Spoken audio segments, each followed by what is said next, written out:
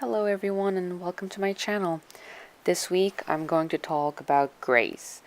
I've mentioned my love of them in the past, but I haven't actually shown how I use different tones in the same drawing. I was reading some Marvel when the idea came to me, so I'm showing this on some fan art. I've used many of my grays in this drawing. I could have done with less, but I don't think it would have looked as nice. The three different types of grays I've used were cool, neutral, and warm in Copic terms. I don't own any toner ones yet, at least. I might get some in the future, but I didn't really prioritize them. So when I first started using gray tones, it was mostly for shadowing and coloring the black part of a drawing like boots or something, so I didn't have that many of them. But then I slowly became obsessed with them, and now I couldn't imagine not having all the choices that I do. Now, it's not for everyone, I know, but for me, the investment of multiple types of grays over more vibrant colors definitely paid off. This does mean my collection is a little weak on, for example, greens off the top of my head, and probably reds as well, but just as always, buy what you'll actually use, right? I use grays a lot, so it made sense to me. Now, looking at the video, finally some actual coloring. I start with the red. This is the prawn red that I used in the beginning for the lightest one. I almost always start with the lightest. When I haven't done any coloring sketches or tests on another paper, I like to actually put a little bit of color and then test the colors together, which is why you see only a splash of red, and then I go to the next section of the drawing with some warm grays, because I wasn't sure exactly which gray I wanted where, so I need to kind of test them and go slow. So as we see in this drawing, or we will see, all grays are not equal. So the reason I use those three different grays is pretty much seen here.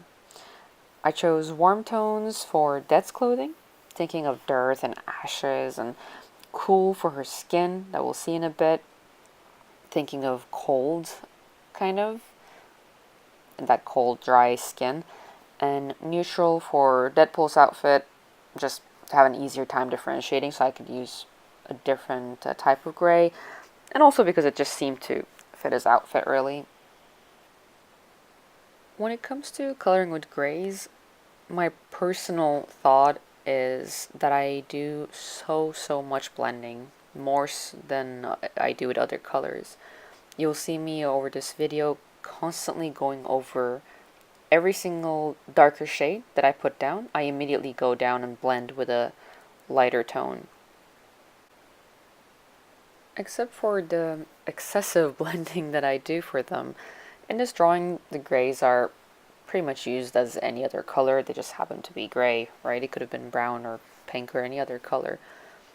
But what I do love about grays is they also can be used for obviously shading, and especially the warm tones.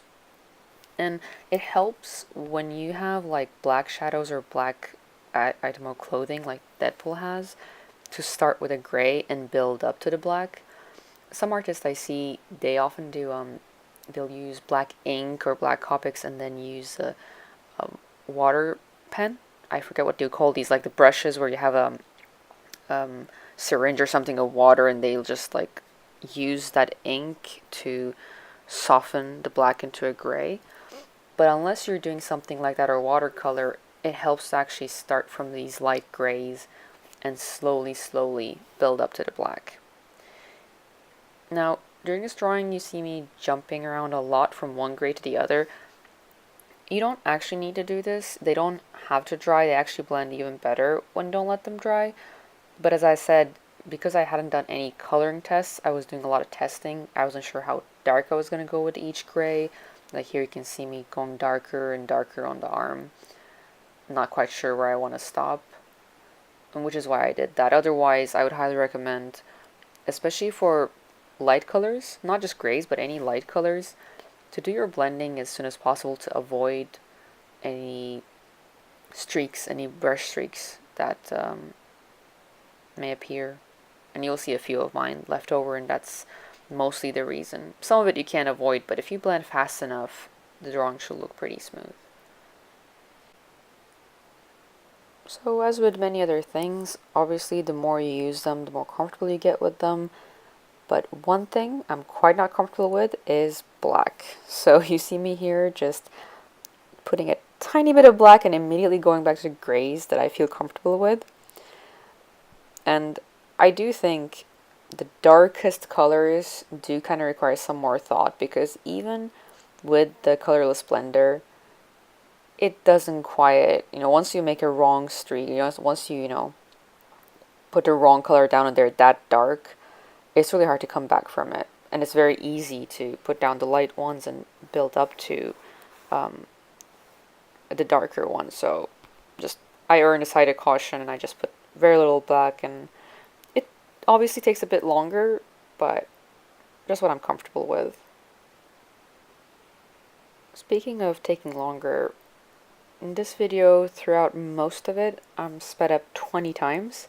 So this was actually one of my more time-consuming drawings. Often, especially for such a small size with no background, I wouldn't take this long, but I tried to give it a lot of thought when I was picking the grays.